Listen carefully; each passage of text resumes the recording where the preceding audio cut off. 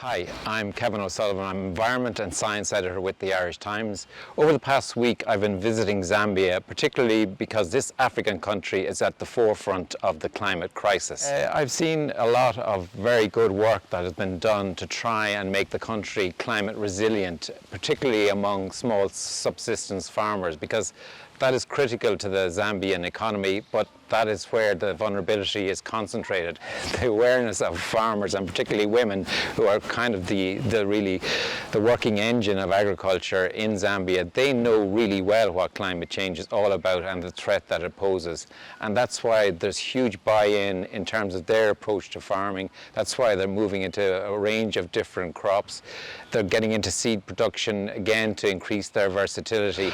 Ireland's link with Zambia is really strong and it's sustained. And in a briefing with the Irish ambassador to Zambia, Brona Carr, she made it very clear that those links are having really good impacts, that they're well targeted. There's a huge potential in Zambia. It's a country that has lots of resources. Poverty is a persistent challenge, and the very recent survey that was carried out shows that the incidence of poverty continues to increase in Zambia. 60% of the population are poor, and those are the same people that are mostly dependent on subsistence agriculture. Zambia will be at COP, and it's very interesting. We got a briefing from senior climate change officials within the Zambian government. They're going to set out what their requirements will be in unison with all African countries, and that will be a strong demand for significant loss and damage funding to compensate for the effects climate change is already having, and to make them resilient for the inevitable future impacts that will come from climate. A number of Irish NGOs, including Self-Help Africa and Irish Aid, and I can see from the approach that it is targeted in the right area, at that level of small subsistence farming, in making the farmers become versatile in adopting modern agriculture techniques, which is very impressive. The diet of school children with the help of Self-Help Africa is really improving.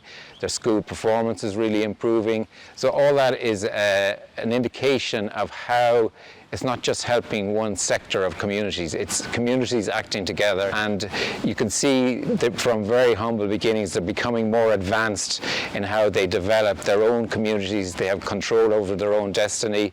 They're involved in more essentially more financial engagement in investing in their own future.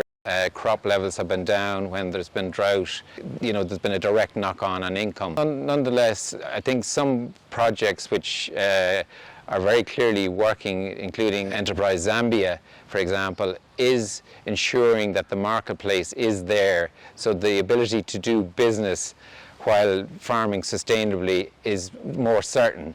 So in a sense, that helps buffer them from the impacts of climate change.